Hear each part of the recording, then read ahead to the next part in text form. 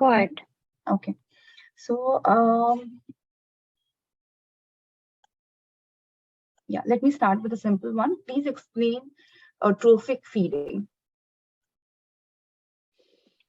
Yes, so trophic feeding is a type of feeding which involves minimum amount of feed to initiate the feeding, or you say to activate the gut. So when we are not use the gut for a longer time, or say for 2-3 days, and we do not know whether the tolerance will be there or not, we initiate it with a few ml of the feed and check the gut tolerance. I hope I have cleared the question. Yes, ma'am. All right. Thank you for the session on the EN. In patients having localized ileus or bowel obstruction, what will be the step-by-step nutrition delivery process? Please explain briefly if possible. Yes, since I particularly did not put bowel in obstruction, first of all, localized ileus is a localized ileus, and many times due to following a procedure or following a surgery, it happens. But it doesn't remain for a longer time. If you start feeding, maybe by the time your feed reaches the bowels, it may start resolving the issue and it may be accepted. When coming to bowel obstruction, again, the site of the obstruction is important to see. If there is we have a long bowel, it's quite long, length is quite long. So which part is obstructed? If we can avoid that part, and in the further next part, if we can give enteral nutrition or bypass the tube up to that area, you can still feed enteral nutrition. But otherwise, generally, if the bowel obstruction requires a surgical intervention, then we wait. We start the parenteral if it is going to take a little more than 3 days. Otherwise, we can wait for it, and after the surgery, we start the enteral nutrition. Meanwhile, you can always choose the parenteral route. Yeah. So although I think I remember, because I've done my internship under ma'am, and she would always say, if the gut is functional, use it or lose it. And that's what the title of ma'am's presentation was as well. It is very important, although there are guidelines, it's also very important to assess your own patient.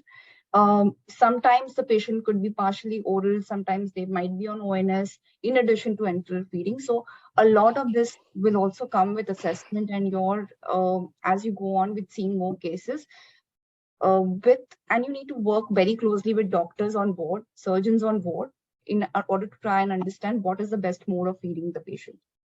I'm going to quickly take the next question. Why does pulmonary formula have high fat versus carbohydrate? Now, usually in pulmonary conditions, patients will have an increase in carbon dioxide and reduce oxygen stores. And that is because the RQ, or the respiratory quotient of fat, is lower as compared to carbohydrate. A lower carbohydrate formula is preferred. A good formula would be something that will give you high fat, good amount of protein, so a high protein formula, and probably something like an omega-3 added to it, because there is ESPEN guidelines which suggest that omega-3 helps in pulmonary conditions. Okay, so I hope that answers your question. If you are looking at certain good pulmonary formulas, you can write to us and we'll share the brand names with you. Okay. How do we decide the nutrition breakups in tube feeding when patient is on different modes of ventilator support by varying FiO2? Want me to take? Yes, ma'am. Repeat the question, please. How do you decide your nutrition breakups in tube feeding when patient is on different modes of ventilator support with varying FiO2? Actually, with my experience, I don't think we need to change the method of tube feeding, or at the most you can go continuous feeding, so that we are not giving the larger volume at a time. And FiO2 doesn't make a difference in the feeds, so there is no need to break up the feeds as such. And the tolerance would be built up any which ways for the patient. So Yeah, when you give to continuous, of course, there is a tolerance plus you are using motility agents. So that is also going to expedite the gastric emptying. That's correct. Okay. So there are quite a lot of requests for calculations for enteral nutrition, but I don't think so that can be done in such a short time. We will try and share some documents with you, which will help you understand how do you calculate the fluid requirements and nutritional requirements for enteral feeding, and how do you decide the flow rate. So that's beyond the scope of today's session, but we'll try and share that with you. In fact, there are guidelines for a fluid requirement which we can follow. There are standard ways, 30 to 35 ml per kg of body weight, which you can use it. And when you are using a formula, it does have how to reconstitute, and then it is just a multiplication of the 1 liter formula values of calories and protein, and then divided by the volume you need it. It's very simple. Yes, as you say, the time doesn't permit us, but maybe formula you could have taken it, or maybe somebody else next speaker can take it. We can take it, yeah. Which are the conditions in which modular formulas can be used? Now, modular formulas, like I said, these are individual ingredient formulas. So they can use as top-up feeds, or if you're looking to enhance a particular nutrient in the standard formulas that you're using, you can use it along with those. So it can use in surgery conditions. You can add it to the soups. It can be added to gravies. It can be added to atta. So, modular formulas essentially are neutral in taste, and they can be easily used or added to regular food. Or if you're using it in enteral feed, it gives you the liberty to adjust the protein, carbohydrate, and fat ratio as against a standard formula that you will buy from the market. Okay. Fine. The next. Yeah, or we do have, we do have a modular formula which we use like for loading carbohydrate, the carbohydrate loading for before surgery. So these are having specific purpose. So when you have a specific purpose and you want a specific macronutrient to be added, you can always use this formula. So the ERAS protocol, which will be covered in the surgery, it can be used as a carbohydrate loading. That's right. Okay. How can clients subjected to delayed enteral nutrition meet their nutritional needs? Yes, I did show you in the pathway or the algorithm initially that when you are not able to meet the requirement with one nutrition intervention, you can use partial parenteral nutrition. You can use EN plus PN. You can use some patients to tolerate oral in a little amount. So you can combine oral plus central plus PN and meet the requirement.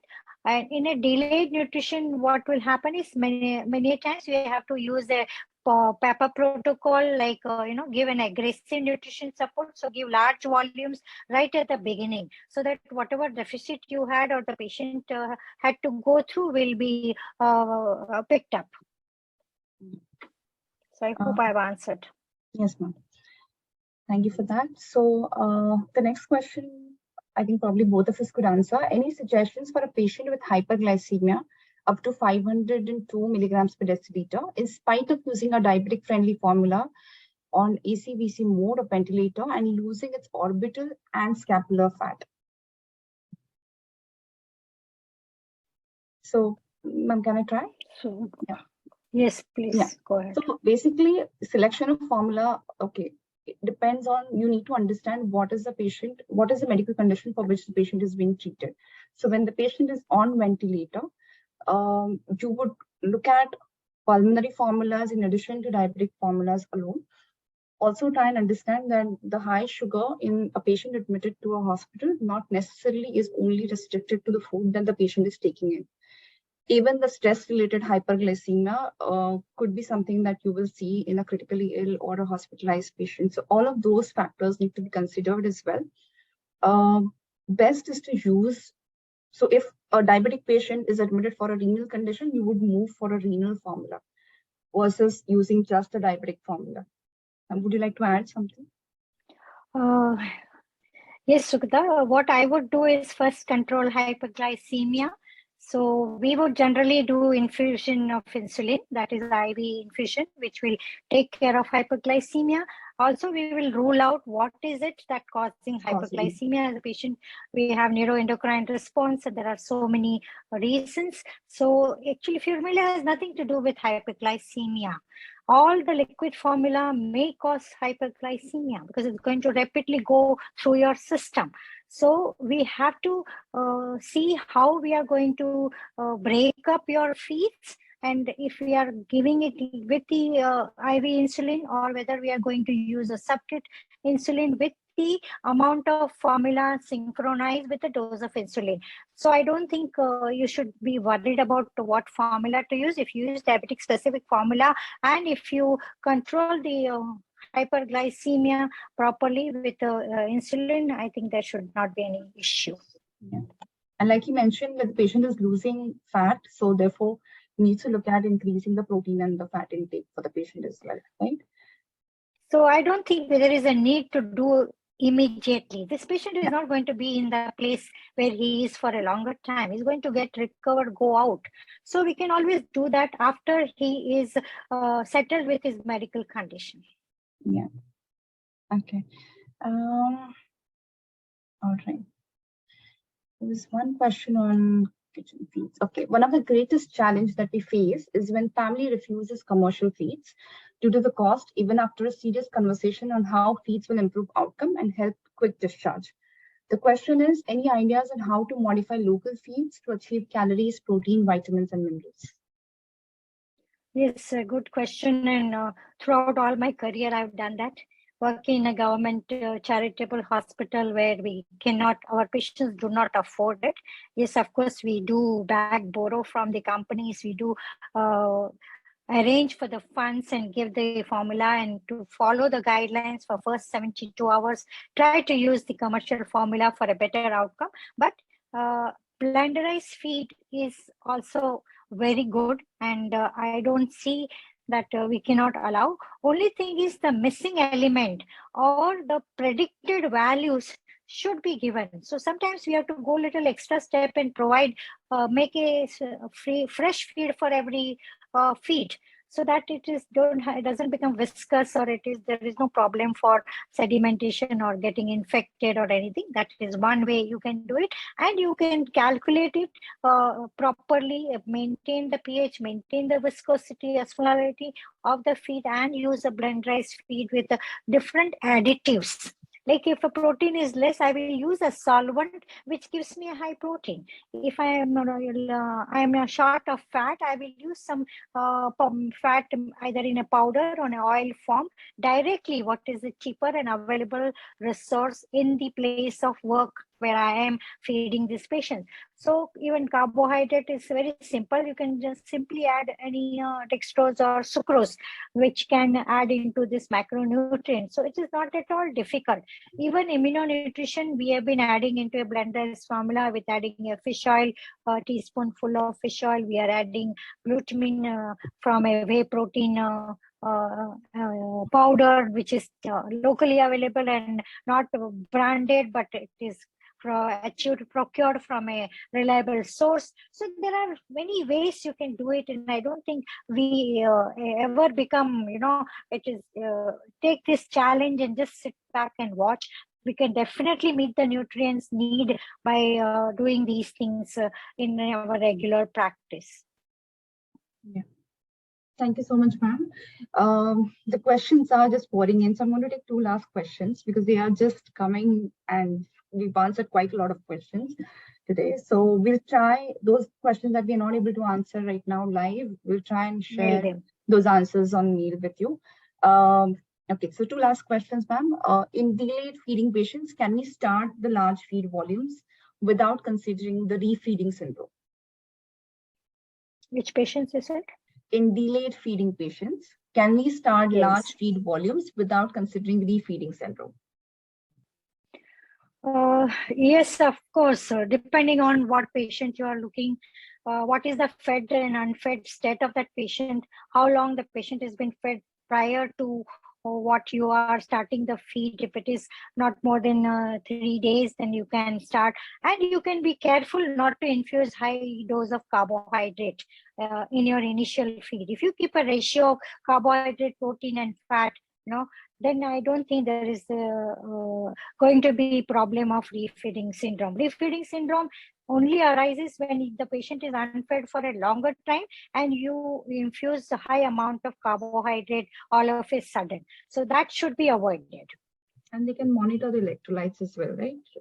For this Exactly. patient. The electrolytes will be in ICU, so definitely we do it every day with the IBG. So it is monitored. So you check the electrolytes also and see what is the problem. Thank you, ma'am. So one last question. In case of continuous feeding, how much gap should be given to stomach? Like if you're going for a 24-hour feeding with 75 ml per hourly feed. The word continuous is continuous. So 24/7, you can reduce or increase the volume, but the feed has to go on. That is what is the continuous method means. So if you think that your volume is high, you can keep it about 0.5 cc per minute, or say 60 cc can become 30 cc per hour.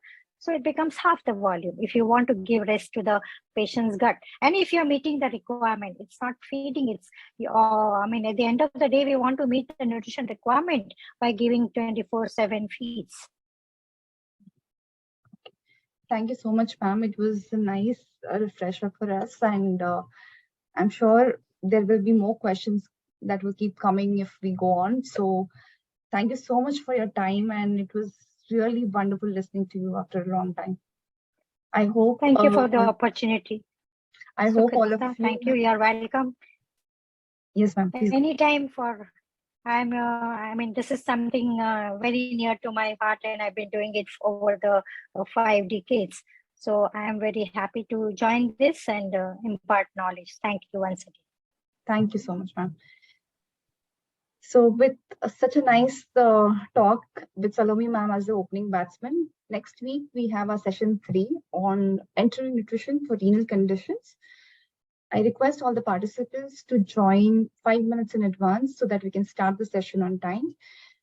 So there will be a talk on enteral nutrition for renal conditions, followed by a panel discussion with panelists from across.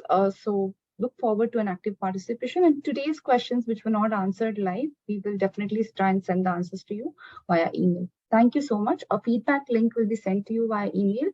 You're requested to click on it and quickly share a feedback for us. Thank you so much.